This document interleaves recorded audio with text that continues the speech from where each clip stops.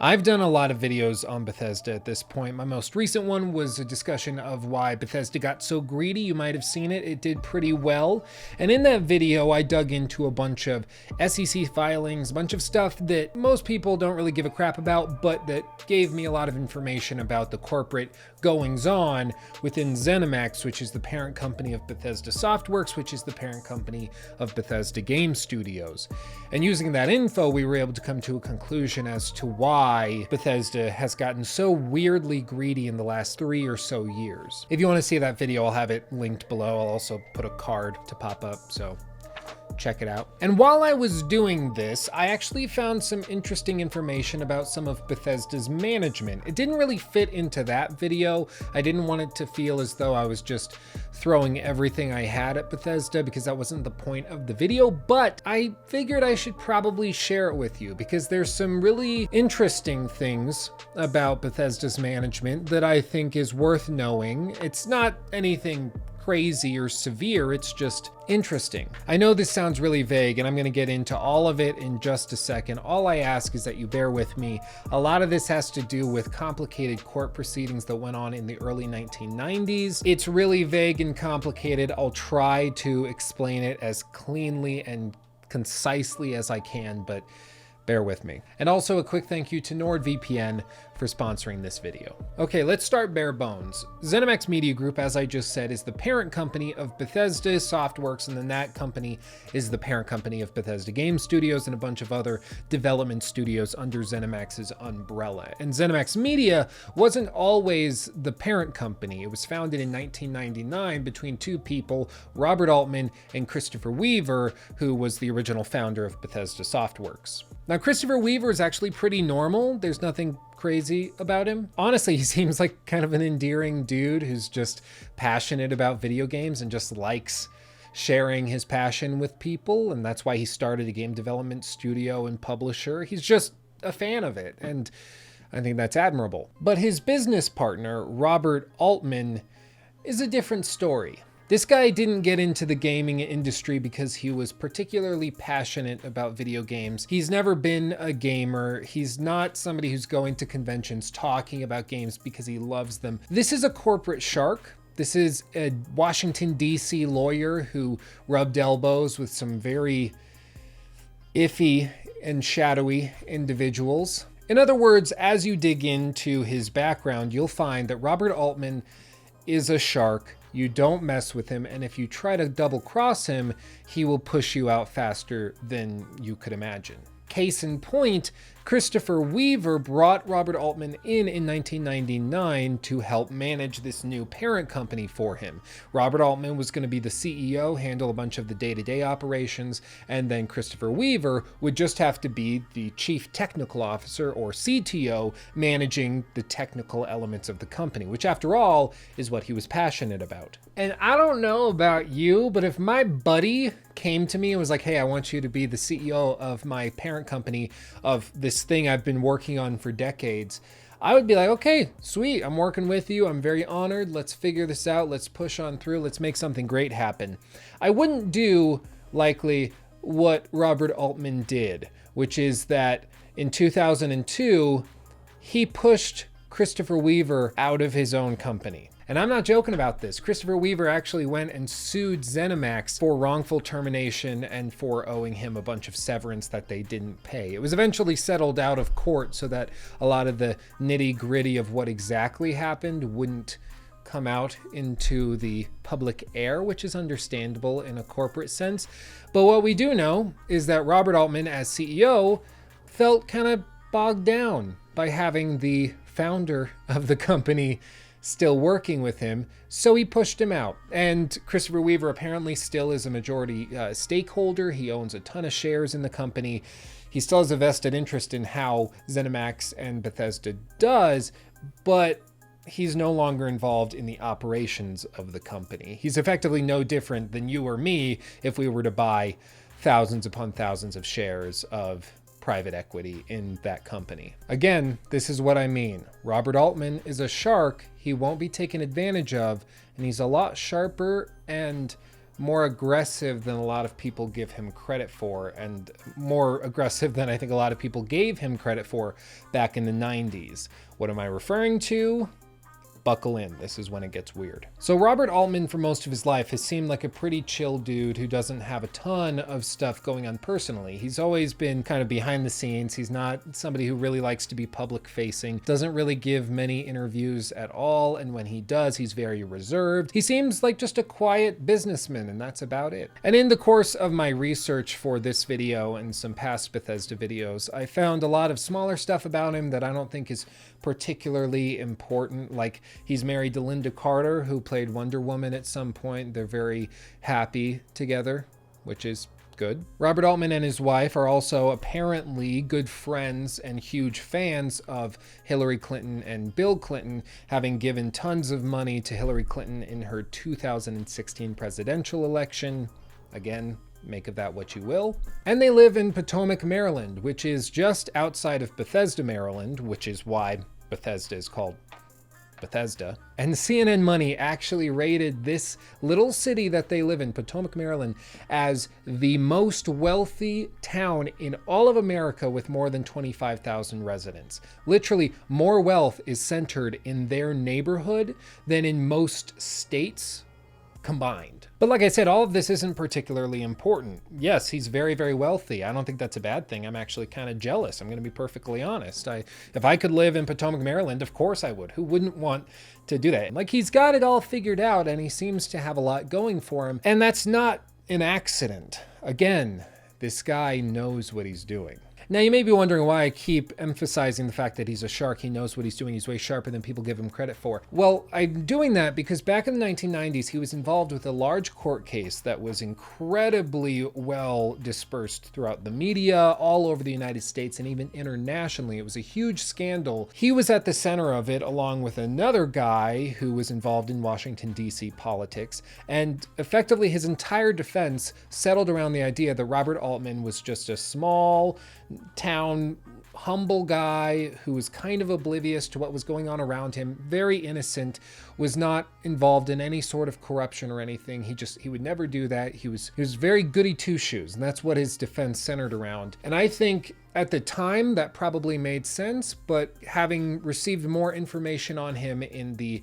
decades since, I'm not sure if that characterization of Robert Altman is correct. Now, what is this court case? This is where it gets really complicated. Basically, Robert Altman was trained to be a lawyer. After he graduated law school, he went and started working at a law firm within Washington, D.C. with a guy named Clark Clifford. Now, Clark Clifford actually was at one time the United States Secretary of Defense underneath the Lyndon B. Johnson administration, and he stayed in that position for a couple decades, actually. This guy was in deep in Washington, D.C. politics. He was very important, and he ran his own law firm, the law firm of Clifford and Warnk. After working with Clifford and Warnk for a little bit, Robert Altman then went and founded his own law firm called the Law Offices of Robert Altman. Very creative title. And basically, Robert Altman's day-to-day job was to represent companies that were being investigated by Congress or by other judicial committees or agencies. He was the guy that was representing them. So if Tylenol has a big scandal where a bunch of their pills are being poisoned, he would be the guy that would go and help prepare all of the counsel and prepare all of the people who are being interviewed by Congress. He was their representative. So he's always been involved in big business and complicated dealings and kind of sketchy stuff that I think would make most everyday Americans kind of scratch their jawline and wonder what's going on. Anyway, all of that's beside the point. In 1978, Robert Altman was approached at his law firm by a group of Arab businessmen. And this is where things start to get really complicated because the legal documents apparently state that the Arab businessmen in question were not able to be found at the time of prosecution and deliberation. They presumably went back to whatever countries they were from. So most of this is really fuzzy and unclear. But what we do know is these Arab businessmen came in, they approached Robert Altman and his law firm, and also Clark Clifford, who was previously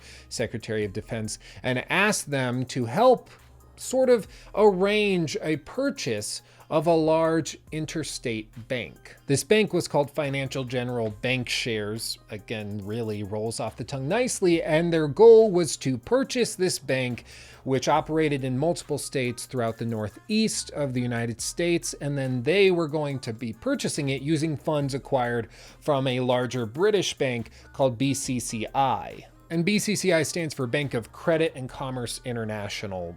It's not going to be important, but I'll refer to it from BCCI from now on. And these businessmen, as a payment for helping facilitate this purchase, were willing to pay Altman and Clifford a crap ton of money to facilitate this deal, which is pretty normal. If you're going to buy a frickin' bank, it only makes sense that you would offer the people who helped you do it a fair paycheck, so that kind of checks out. But what's particularly sketchy is that they made Robert Altman the president of Financial General Bank Shares after they purchased it and renamed it First American Corporation, which I find really funny considering it was owned by a bunch of Arab businessmen who bought it using a British bank. Now, all of this is technically legitimate at this point. If a bunch of international businessmen want to come in and buy a bank in the United States or any country using funds that they acquire through another bank in a different country, that's pretty normal, especially when you're talking about millions upon millions upon millions of dollars. You're looking at doing currency swaps, interest rate swaps, swapping out different currencies you acquire from one country into the other to try to make it cheaper to do when you're converting your currency all across the world. It's pretty normal that these transactions get really complicated and are very vague and hard to figure out. So it seems pretty legit. But the one thing that is a little bizarre is that they made Robert Altman the president of the bank once all of this was done. This started to raise a few eyebrows, and in 1991, some people came forward and suggested that this was not a totally legitimate purchase. Specifically, it was alleged that BCCI, which was the British bank used by the Arab businessmen to purchase First American, which Robert Altman was put in charge of, it was alleged that they had funded this purchase using loans from another country. According to some reports, Argentinian loans. Other reports were saying they were Venezuelan loans. I can't get a straight answer either which way. But regardless, these loans they used to fund the purchase were in default and were not legitimate. Effectively, whoever had established those loans through BCCI had done so fraudulently, using information that wasn't true, lying through their teeth in order to get approved for a loan that they were never going to pay. And this is where the he said, she said in all of this starts to get really annoying because, of course, the Arab businessmen who were involved in this purchase, who started and facilitated and instigated all of this, they apparently weren't in the country and they didn't want to come back into the country to answer for this and explain how this could have happened, even though Congress was demanding answers. Pretty soon this ballooned up and investigators on the federal level realized that this bank, BCCI, was involved in all sorts of international purchases that were incredibly iffy and sketchy and many times fraudulent, and that they had been facilitating pretty illegal activities for quite some time. Now, where does Robert Altman come into this? Well, he was accused of being aware of all of this, of knowing that this purchase was being facilitated with fraudulent loans and this whole thing was very suspicious, and that he didn't say anything. And as a result, and as a payment effectively for his silence, he was made the president of the bank after it was purchased. In other words, it was a quid pro quo. You stay silent about all of this being super sketchy, and in turn, we'll give you a really cushy job where you're going to make a crap ton of money.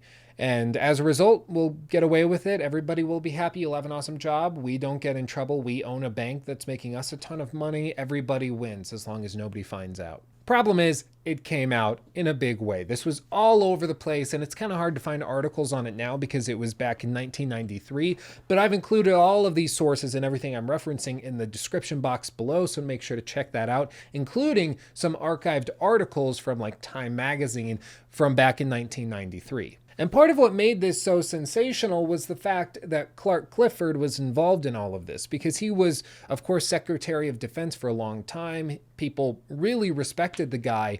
And to find out he was involved in these very sketchy dealings was kind of a system shock to a lot of people. In addition to this, of course, Robert Altman married Linda Carter, who was Wonder Woman at one point in 1984. So by the time this happened, everybody's talking about how Wonder Woman's husband is involved in one of the largest financial scams in US history at that point. And the story blew up, and financial investigators collected all of the evidence they could, but clearly this is an international matter. There's British banks, there's Argentinian and Venezuelan banks involved, and then of course there's a bunch of lawyers involved who bury, if they did something wrong, they'd bury all of this behind excessive documentation if it was documented at all. It's very hard to track this stuff down, but nonetheless, they brought it. They got an indictment against Clark Clifford, the age-old Washington, D.C. veteran, and then they also brought charges against Robert Altman. These charges came from the New York District Attorney, and they also came from the Department of Justice. So they were being attacked on the federal level and also the state level. Really,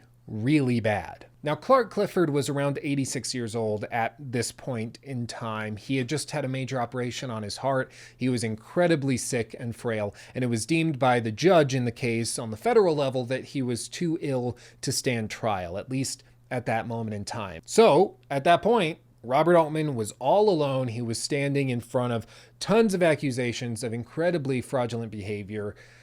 And he did what any really reputable, intelligent, and wealthy businessman would do. He went to the lawyer, Gustave Neumann. If you haven't studied business or law, you might not have heard of Gustave Neumann, especially if you're younger and you didn't live through the 90s paying attention to all sorts of business scandals. But basically, this guy got a ton of New York businessmen who were involved in weird, like, mob dealings, really sketchy stuff. This was the guy you went to get you off of any sort of white-collar crime, any sort of accounting fraud, anything like that.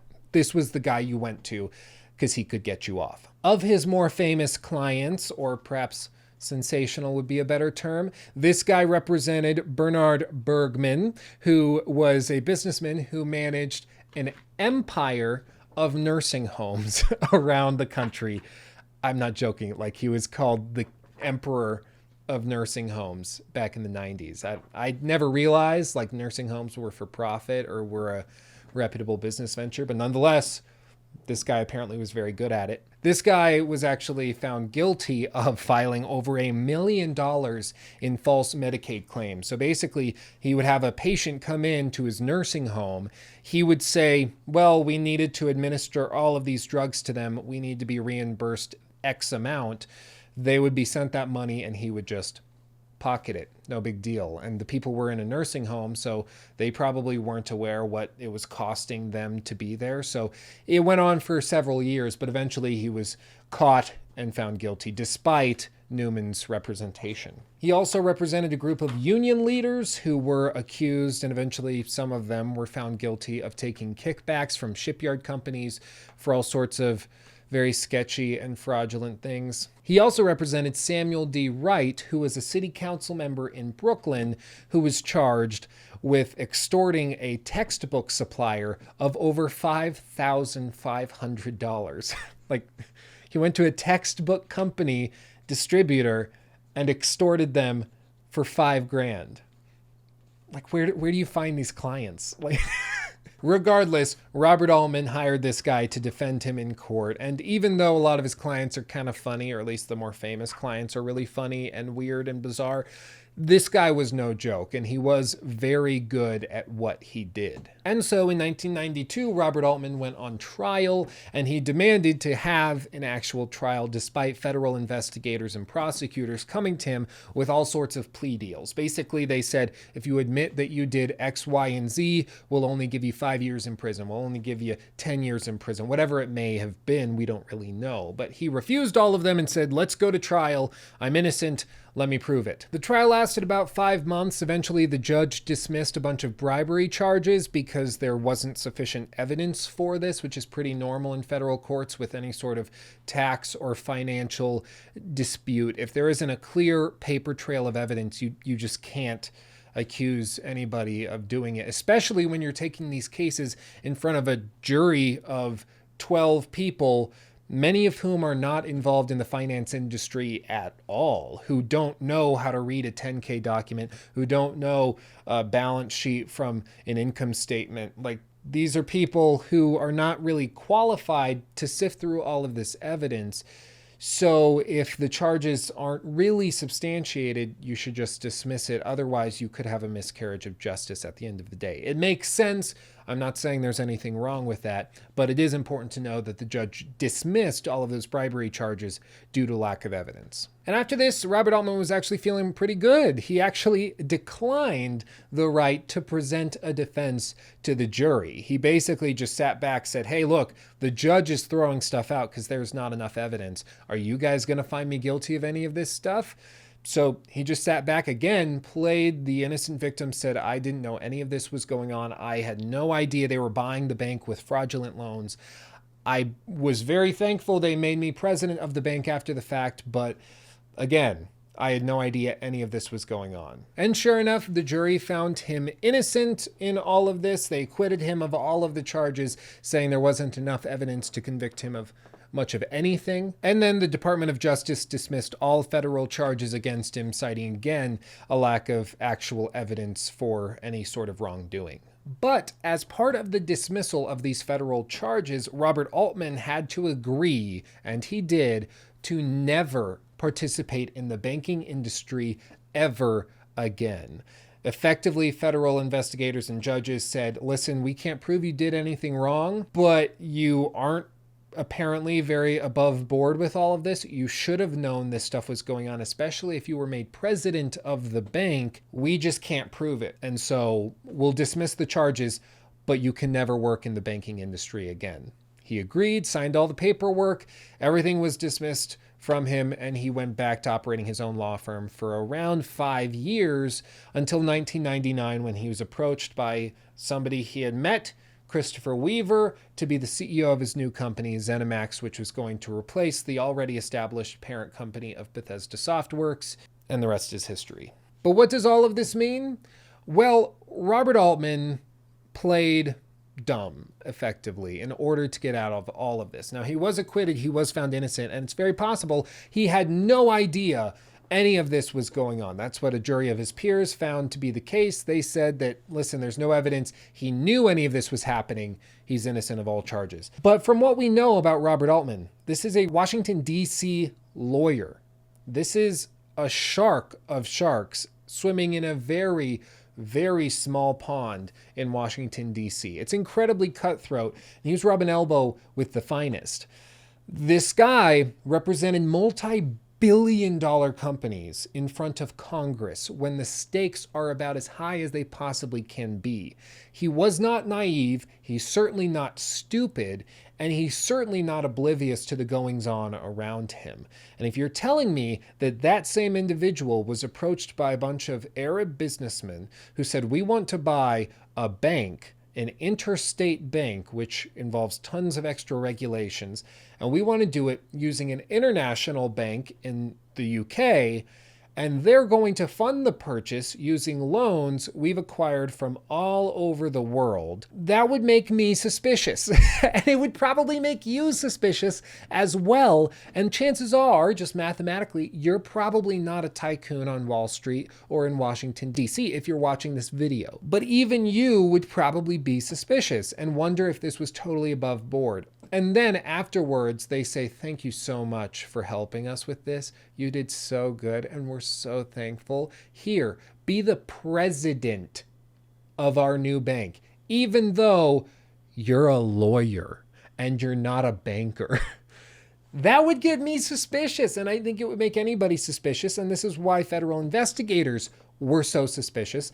But nonetheless, there wasn't enough evidence to take him and convict him of much of anything, in fact, of nothing. And he went about his business and he was found innocent. And it was this big thing. Everybody thought that justice prevailed and he had been falsely accused by a bunch of federal investigators who had dropped the ball in not catching this sooner. But regardless, I don't think the guy is that stupid. What does this mean for Bethesda specifically? Well, to be honest, I'm not entirely sure. Again, this was something kind of interesting I came across in my research for the last video on Bethesda, and it just reaffirmed some of the suspicious dealings that go on behind the scenes in this shady corporate soup that happens all over the country, all over the world. It's just part of what happens. And these are the type of people that are running the companies that make your favorite games, or perhaps some of your favorite games in years past. Oh, and one more little thing that I found while preparing for this video specifically, ProSieben, which is a big German company, media company, they're a major shareholder in ZeniMax. It's a private company, but they own a ton of shares privately within that company, and they actually sold all of their shares completely in 2016 to somebody. I couldn't find any report specifically on who purchased them, but to somebody. It's possible this was a corporate reclaiming. It's possible that one of the other board members or somebody purchased the shares back up. Not totally clear, but I did think it was interesting that right after a major shareholder dropped out completely, Bethesda starts to get really greedy and the business model starts to shift severely. Again, 2016 is when everything started to shift pretty heavily. That's when we start seeing BethesdaNet. That's when we start to see paid mods come back. That's when we start to see everything tumble down. So it's possible ProSieben was actually involved in, I guess you could say, preventing all of this sort of predatory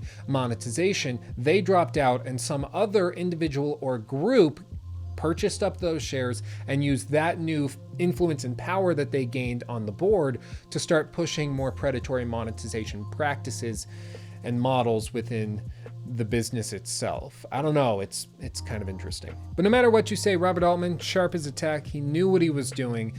More than anything, he defended his information, and that helped him get away with pretty much all of this. Speaking of protecting your information, thank you so much to Nord VPN for sponsoring this video. Again, this type of research and this deep diving that happens for these videos doesn't happen without a fantastic sponsor backing us up, and Nord VPN is that sponsor. As you guys know, I don't recommend any product or service unless I actively use it every single day of my life, and Nord VPN is no different. I use it every day on my phone. I use it on my laptop, on my iPad. Whenever I go to class, leave the house, I am using NordVPN to protect my information. NordVPN servers are among the fastest in the entire industry, and as somebody who works with video on a day-to-day basis, I can attest to that. I've tried other VPN services, and honestly, I uninstalled them after just a few days of use because they were so slow, it was basically unusable. But NordVPN, I can actually stream video, I can download videos, I can edit stuff, upload videos, no issue.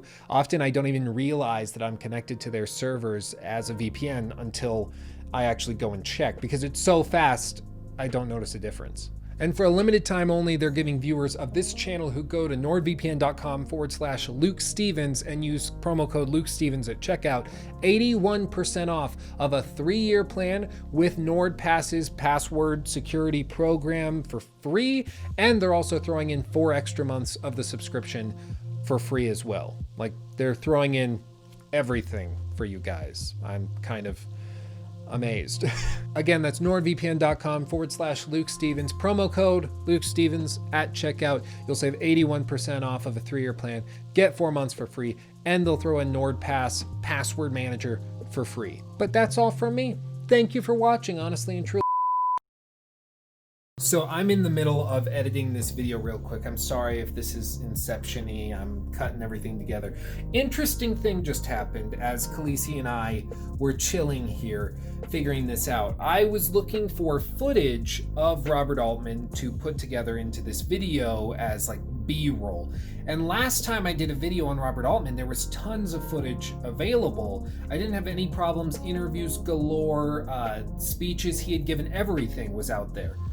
This time around, I dug for probably 30 minutes trying to find those same interviews I used before, and I couldn't find a single one of them. All of it has been scrubbed clean. Now, I'm not a conspiracy theorist. I'm not somebody who buys into a lot of hocus pocus with this stuff, but it seems as though since my last video calling out Robert Altman, giving him guff, and explaining why I don't think he is as gentle a man as I think his public image would project him as having, it looks like somebody has gone through, flagged all of those videos, had them all taken down, and I find that really, really interesting. It looks as though somebody here doesn't like videos being made about them, which is kind of hilarious because, of course, this video is dedicated to that very person. I don't know what to make of it. It could just be a coincidence. I'm not totally sure. But let me know your thoughts on all of this in the comment section below. I'm really interested to hear if anybody has seen it or if it's just me and I'm going crazy. I don't know. Let me know. Anyway, I'll get back to the outro. Bye. And as always, I will be taking recommendations and suggestions on things that I should investigate in the gaming industry or maybe just in general down in the comment section below. I will be reading through all of them. But that's all from me. Thank you for watching. I love you more than you could possibly know, and I'll see you in the next video. Peace out.